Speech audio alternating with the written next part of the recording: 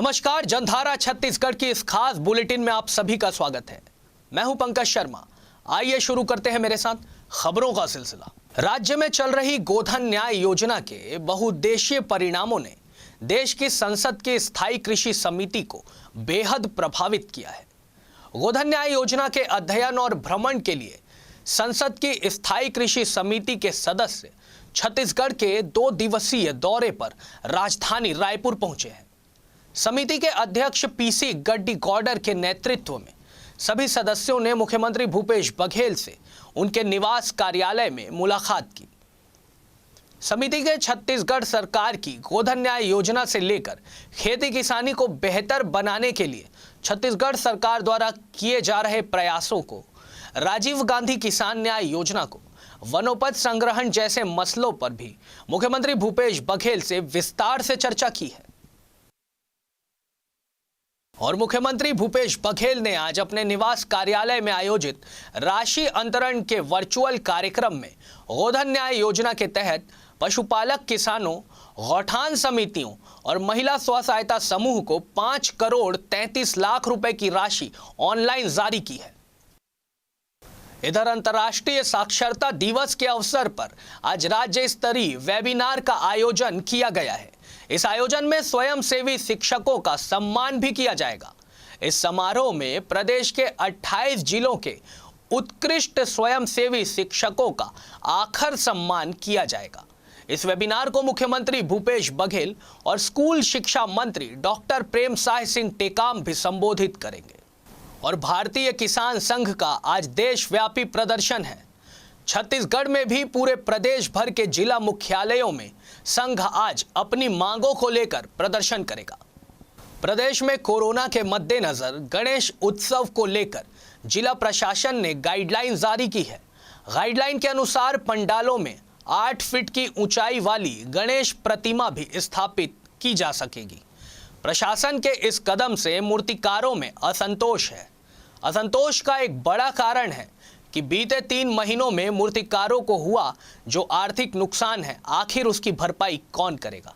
क्योंकि अब गणेश चतुर्थी को केवल 2 दिन शेष हैं, तब इतने कम समय में कैसे कोई मूर्तिकार बड़ी प्रतिमा का निर्माण करे, ये भी एक बड़ा सवाल है। वहीं कोविड गाइडलाइन को ध्यान में रखते हुए पंडालों के आकार को भी छोटा रखने और एक बार में सिर्फ 50 दर्शनार्थियों को उपस्थित रहने की अनुमति का भी फरमान जारी किया गया।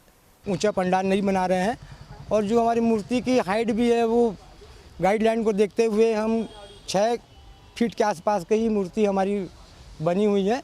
और कोरोना काल चल रहा है, इस विषय को लेकर हमारे समिति के हर युवा साथी जागरूक भी है। और यहाँ हम सैनिटाइजर मशीन भी लगाएंगे जिससे कोई दर्शनार्थी आए तो सैनिटाइजिंग हो के आए, सोशल डिस्टेंसिंग का यहाँ पालन करे, बिना मास्क के हम किसी को प्रवेश करने में यहाँ नहीं देंगे। और बहुत ही सोच समझ के देखते हुए, सिचुएशन को देखते हुए पूरी व्यवस्था समिति की ओर से की गई है। कम समय में आदेश देना, उस समय भी 4 फीट की मूर्ति में दिए हैं जो आदेश, उसमें भी मूर्तियां कैंसिल हुई है। अभी 2-4 दिन बचे हैं, उसमें गाइडलाइन दिए हैं कि 4 फीट की नहीं 8 फीट की मूर्ति बैठेंगी, तो उसमें भी कम समय में कलाकार क्या कर लेगा? कच्चे मट्टी काम है, समय लगता है बनाने में, तो नासंतुष्ट है, हम लोग नहीं कर पाएंगे इतना कम समय मूर्ति। समिति सब वापस हो रही है। रायपुर जिले में लगातार सड़क दुर्घटनाओं में इजाफा हो रहा है। सबसे ज्यादा मौतें 25 से 35 वर्ष के बाइक सवार युवकों की हो रही है। पिछले साल की तुलना में मृतकों और घायलों की संख्या इस बार काफी बढ़ गई है। वहीं जिले में 2 नए दुर्घटना स्थल भी चिन्हित किए गए हैं। वर्ष 2019 में 2146 सड़क दुर्घटनाएं दर्ज की गई थी, जिसमें अगस्त माह में 161 दुर्घटनाएं हुई थी। वहीं दुर्घटना की वजह से 20 लोगों की जान गई और 104 लोग गंभीर रूप से घायल हुए थे। साथ ही 2020 में 152 सड़क दुर्घटनाएं हुई। 2021 में हालांकि 138 सड़क दुर्घटनाएं हुई, जो बीते वर्ष की तुलना में कम है, मगर मौत के आंकड़े बढ़ गए। 37 लोगों की मौत इस वर्ष के अगस्त माह में ही हुई है। ट्रैफिक डीएसपी सतीश ठाकुर बताते हैं कि लापरवाही पूर्वक वाहन चलाने से अधिकांश सड़क दुर्घटनाएं देहात के क्षेत्रों में हो रही है। हम लगातार जागरूकता अभियान चलाकर ट्रैफिक चौपाल भी लगा रहे हैं। सड़क दुर्घटना में मृत्यु होने वालों की संख्या 311 थी और इस वर्ष 2021 में जनवरी से अगस्त तक 311 लोग की सड़क दुर्घटना में मृत्यु हुई है। तो 10 लोगों की संख्या अधिक हुआ है। जिस हिसाब से सड़कों पर ट्रैफिक का दबाव बढ़ रहा है, वाहनों की लगातार वृद्धि हो रही है, तो यातायात पुलिस लगातार प्रयासरत है कि जो दुर्घटनाजन्य क्षेत्र हैं और अधिकांश जो दुर्घटनाएं हो रही है वो देहात क्षेत्र में हो रही है लापरवाही पूर्वक वाहन चलाने के कारण। तो हम लोग लगातार जागरूकता अभियान भी चला रहे हैं, ट्रैफिक चौपाल का भी कार्यक्रम कर रहे हैं, चालानी कार्रवाई भी कर रहे हैं। तो लोगों से भी अपील है कि नियमों का पालन करें, सावधानीपूर्वक वाहन चलाएं, तो निश्चित रूप से सड़क दुर्घटनाएं का जो ग्राफ बढ़ा है उसमें कमी आएगी। चिंता की बात यह है कि ज्यादातर सड़क दुर्घटनाओं में 30 से 35 वर्ष के युवाओं अपनी जान गंवा रहे हैं। वहीं अधिकांश दुर्घटना ओवरटेक करते समय या फिर शराब पीकर वाहन चलाने वालों की हुई है। मूल कारण सड़क में दुर्घटनाएं जो 70% है, 2 पहिया वाहन चालक सड़क दुर्घटना का शिकार हुआ है, वो भी भारी वाहन के कारण, एक्सीडेंट के कारण।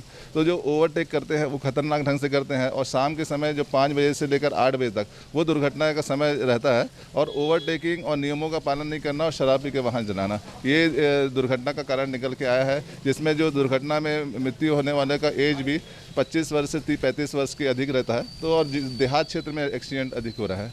सड़क दुर्घटनाओं को रोकने के उद्देश्य से यातायात पुलिस लापरवाह वाहन चालकों पर कार्यवाही भी कर रही है। इस साल अब तक 47,270 लोगों से 1,95,41,800 रुपए समन शुल्क वसूला जा चुका है, लेकिन इसके बावजूद लोग लापरवाह तरीके से सड़क हादसों का शिकार हो रहे हैं। वीआईपी न्यूज के लिए रायपुर से वीडियो जर्नलिस्ट मनीष मिश्रा के साथ हेमंत शर्मा की रिपोर्ट। अभी लेते हैं एक छोटा सा ब्रेक।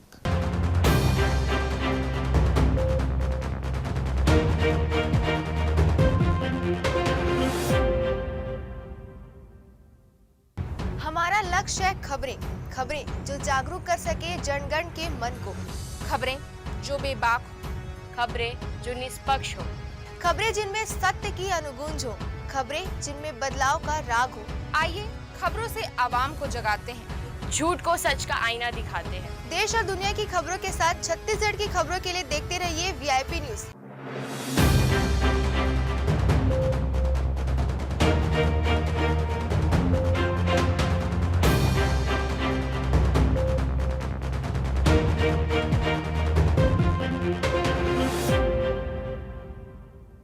ब्रेक के बाद एक बार फिर आप सभी का स्वागत है। आइए देखते हैं खास कार्यक्रम सुभाष की बात। छत्तीसगढ़ को प्रकृति ने अपार खनिज संपदा और वन संपदा दी है।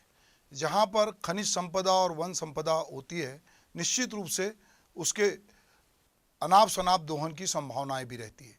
छत्तीसगढ़ इससे अछूता नहीं है। और छत्तीसगढ़ के बारे में कहा जाता है कि अमीर धरती के गरीब लोग। दरअसल छत्तीसगढ़ में ऐसी कोई खनिज संपदा नहीं है जो ना हो। यहाँ के पायली खंड जो मैनपुर के पास है, वहाँ पर हीरे की उस तरह के किम्बरलाइट पाइप मिले हैं जो कि दुनिया में सर्वश्रेष्ठ है। और जब ये खनिज संपदा से भरा है तो निश्चित रूप से यहाँ के बहुत सारे लोगों की नज़र खनिज संपदा और वन संपदा पे होती है। छत्तीसगढ़ के बारे में कहा जाता है कि बहुत सारे लोग जो यहाँ खाली हाथ आए थे, आज आदिवासी अंचल में जहाँ पे वन संपदा है, खनिज संपदा है, वो करोड़ों के मालिक हो गए। डिस्ट्रिक्ट माइनिंग फंड, ये फंड को लेकर छत्तीसगढ़ में बहुत राजनीति है।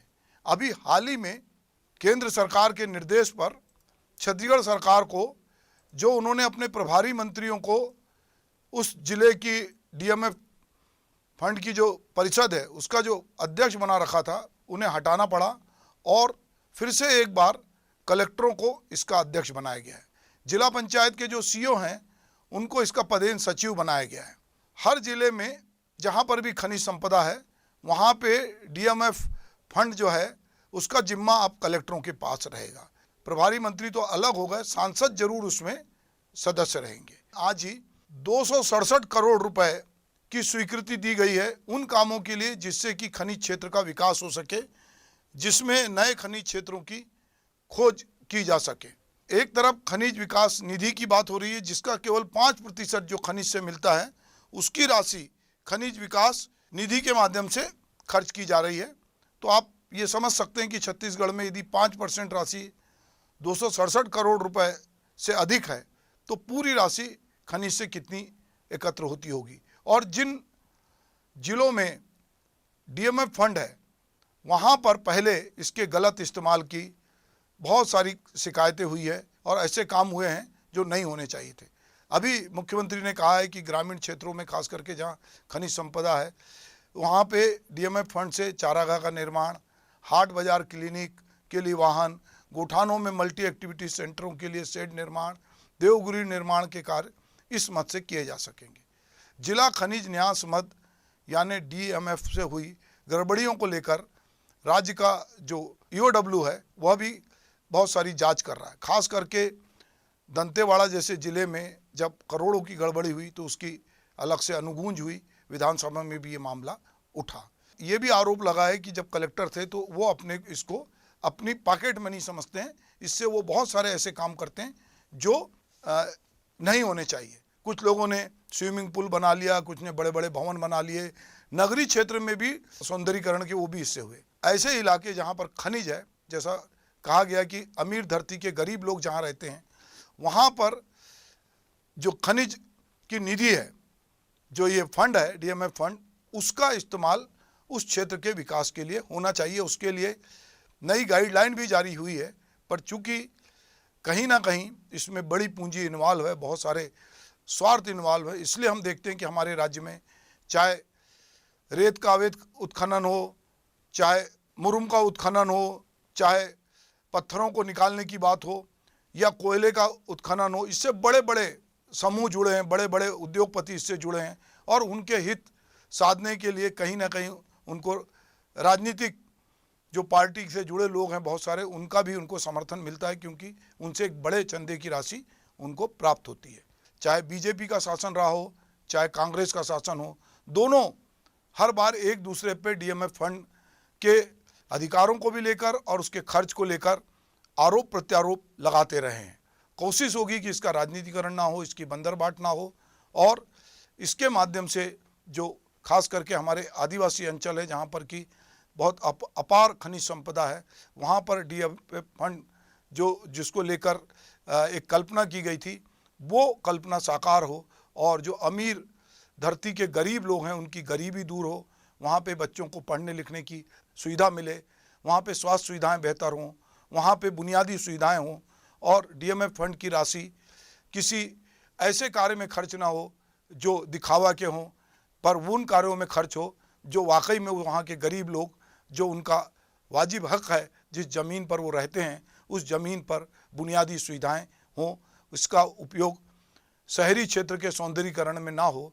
तो अब देखना है कि आने वाले समय में कलेक्टर गाइडलाइन का किस तरह से पालन करते हैं, सांसद उसमें कितना हस्तक्षेप करते हैं और सरकार किस तरह से हमारे अपने छत्तीसगढ़ की जो खनिज संपदा जिसमें कोयला, लोहा, बॉक्साइट, ये सारी जो बहुत प्रचुर मात्रा में है, इसका कितना दोहन करती है, कितना आने वाली पीढ़ी के लिए बचाती है। कहा यह जाता है कि पूर्ववर्ती भाजपा सरकार के समय पूरा चीन कर जहाँ जहाँ भी माइनिंग हो सकती थी वो माइनिंग की गई और धरती में से जो कुछ निकालना संभव हुआ था उसको निकाला गया। पर हम सब की जिम्मेदारी है कि हम आने वाली पीढ़ी के लिए भी न केवल ज़मीन छोड़ें, जंगल छोड़ें, बल्कि हम उनके लिए वो संपदा भी छोड़ें जो बाद में उनके काम आ सके। छत्तीसगढ़ में धर्मांतरण को लेकर चल रही सियासत और भी गर्माती जा रही है। इसे लेकर भाजपा के रायपुर जिला कार्यकर्ताओं की बैठक मंगलवार को रखी गई थी, जहां धर्मांतरण के मामले पर सरकार को घेरने रणनीति बनाई गई। इस बैठक में पूर्व मंत्री राजेश मूणत सहित श्रीचंद सुंदरानी, मीनल चौबे और रायपुर भाजपा के पदाधिकारी भी मौजूद रहे। इस बैठक के बाद मौजूद सभी भाजपा कार्यकर्ता पुरानी बस्ती थाना पहुंचे थे और थाना प्रभारी को ज्ञापन भी सौंपा था, जिसके बाद पूर्व मंत्री राजेश मूणत ने सरकार को चेतावनी दी थी कि अगर कल सुबह तक पादरी के ऊपर एफआईआर दर्ज नहीं हुई तो भाजपा के कार्यकर्ता बड़ा विरोध प्रदर्शन राजधानी रायपुर में करेंगे। यदि पादरी के ऊपर एफआईआर आज दर्ज नहीं होती है तो भाजपा आज बड़ा आंदोलन कर सकती है। भारतीय जनता पार्टी रायपुर शहर की एक आवश्यक बैठक कार्यकर्ताओं की हुई है, जिसमें विगत 2 दिन पहले भारतीय जनता पार्टी लगातार जिस मुद्दों को लेकर के सरकार का ध्यान आकर्षित कर रही थी कि छत्तीसगढ़ प्रांत में धर्मांतरण बढ़ा है और पादरी के खिलाफ में, उनके खिलाफ में भी FIR काउंटर होना चाहिए, क्यों उन्होंने देशद्रोह की बातचीत कही है, उन्होंने संविधान को जलाने की बातचीत कही है, उन्होंने प्रलोभन के आधार पर जो प्रदेश के अंदर धर्मांतरण हो रहा है उसको चुनौती दिया, हम करते रहेंगे। इसको लेकर भाजपा का प्रतिनिधिमंडल जा रहा है और कल सुबह तक अगर उस पादरी की गिरफ्तारी नहीं हुई तो भारतीय जनता पार्टी कार्यकर्ता 11 बजे एक बड़ा धरने का कार्यक्रम करेगा। इस वक्त की बड़ी खबर हम आपको बता रहे हैं। मुख्यमंत्री भूपेश बघेल कैबिनेट की बैठक शुरू हो गई है। इस बैठक में प्रदेश में सूखे की स्थिति और खरीफ फसलों के संभावित स्थिति की समीक्षा सहित कई महत्वपूर्ण निर्णय लिए जा सकते हैं। गौरतलब है कि करीब 1 माह बाद कैबिनेट की बैठक होने के कारण विभिन्न विभागों के कई प्रस्ताव मंजूरी के लिए लंबित हैं, जिन पर चर्चा की जा रही है। यात्री बस किराए में 25% की बढ़ोतरी के प्रस्ताव को भी मंजूरी इस कैबिनेट की बैठक में आज मिल सकती है। बैठक में रावण भाटा स्थित अंतर्राज्यीय बस स्टैंड की जमीन के बदले ट्रस्ट को नगर रायपुर में जमीन संबंधी प्रस्ताव भी अनुमोदन किए जाने की संभावना है। साथ ही राज्य में राजस्व संबंधी कामकाज की जटिलता से राहत दिलाने के लिए नामांतरण की प्रक्रिया को सरल करने का निर्णय भी इस कैबिनेट की बैठक में लिया जा सकता है। और गरियाबंद जिले में छत्तीसगढ़ गौ सेवा आयोग के अध्यक्ष संत राम सुंदर दास ने राजिम फिंगेश्वर की गौशालाओं का निरीक्षण किया। इस दौरान उन्होंने वहां मौजूद लोगों को संबोधित करते हुए कहा कि सरकार गौ संरक्षण संवर्धन के लिए वचनबद्ध है। गौपालकों की आर्थिक स्थिति सुधारने, उनसे गोबर खरीदने वाला हमारा राज्य देश का पहला राज्य है।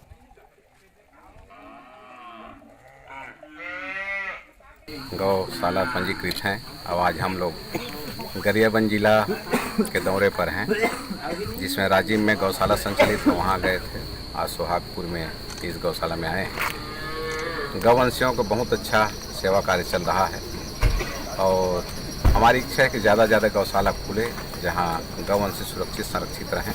और मौसम विभाग ने आज राज्य के कई जिलों में फिर से बारिश होने की संभावना जताई है। बीती रात हुई बारिश से मौसम में फिलहाल ठंडक आ गई है। वहीं आज भी प्रदेश के कई इलाकों में हल्की से मध्यम बारिश होने की संभावनाएं हैं। अब वक्त हो चला है छत्तीसगढ़ की 36 खबर सुपरफास्ट अंदाज में देखने का। तो सीधे रुक करते हैं रानी का, जो आपको दिखाएगी छत्तीसगढ़ की 36 खबर सुपरफास्ट अंदाज में। छत्तीसगढ़ के मुख्यमंत्री भूपेश बघेल के पिता नंद कुमार बघेल को पुलिस ने आगरा से गिरफ्तार कर लिया है।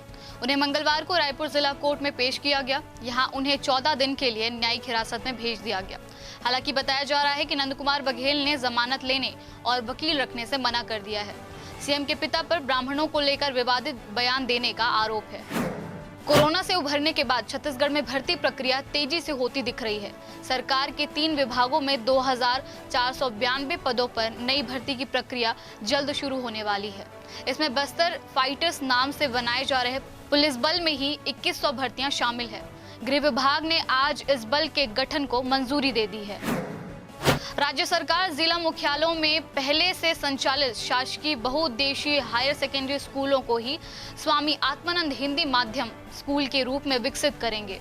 स्कूल शिक्षा विभाग के प्रमुख सचिव आलोक शुक्ला ने सभी कलेक्टरों को पत्र भेजकर 1 सप्ताह के भीतर प्रस्ताव मंगवाया है। स्वास्थ्य मंत्री टीएस सिंहदेव ने मंगलवार को रामकृष्ण केयर अस्पताल पहुंचकर वहां भर्ती डॉक्टर मनोज लाहोटी से मुलाकात की।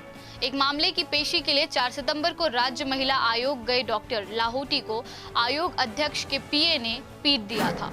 छत्तीसगढ़ जनता कांग्रेस की राष्ट्रीय अध्यक्ष रेणु जोगी ने अपने एक बयान से फिर से प्रदेश का सियासी पारा हाई कर दिया है। गौरेला पेंड्रा मरवाही में उन्होंने कहा है कि पार्टी विलय की कोई चर्चा किसी से नहीं हुई है।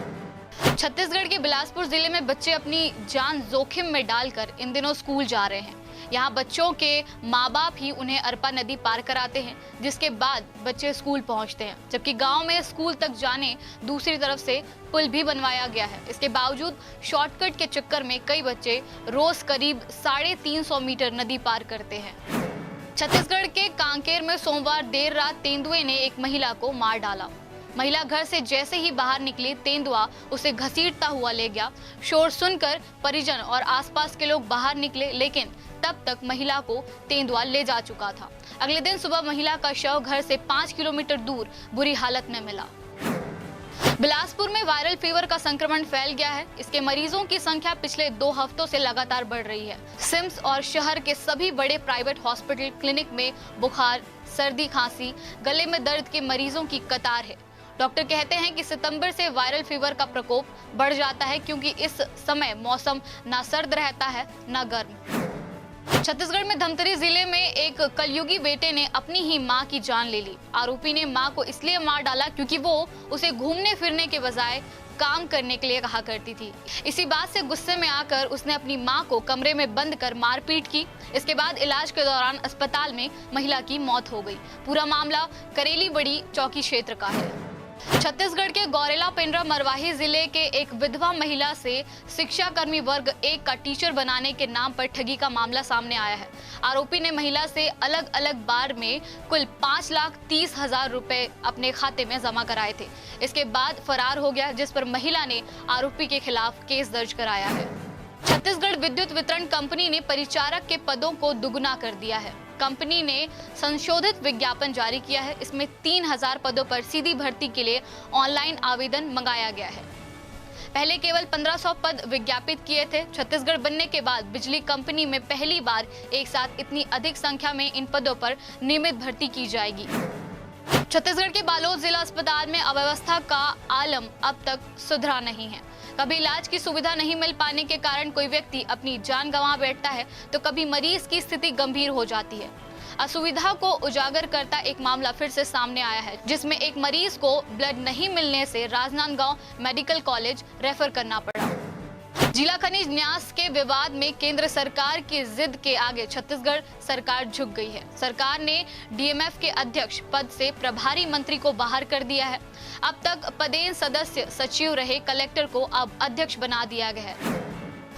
भारत शासन द्वारा रायपुर जिले के अरवा राइस मिलर्स के माध्यम से 2 लाख मीट्रिक टन धान को फोर्टिफाइड राइस के रूप में जमा करने का लक्ष्य को पूरा करने के लिए कलेक्टर रायपुर सौरभ कुमार ने 119 राइस मिलर्स के मिलिंग क्षमता अनुसार न्यूनतम लक्ष्य निर्धारित करते हुए 20 सितंबर 2021 तक चावल जमा करने के निर्देश जारी किए हैं। मिलर्स द्वारा आदेश का पालन न किए जाने पर छत्तीसगढ़ कस्टम मिलिंग आदेश के तहत सचिव खाद्य द्वारा जारी निर्देशों के उल्लंघन किए जाने मानकर कड़ी कार्रवाई करने के आदेश दिए हैं।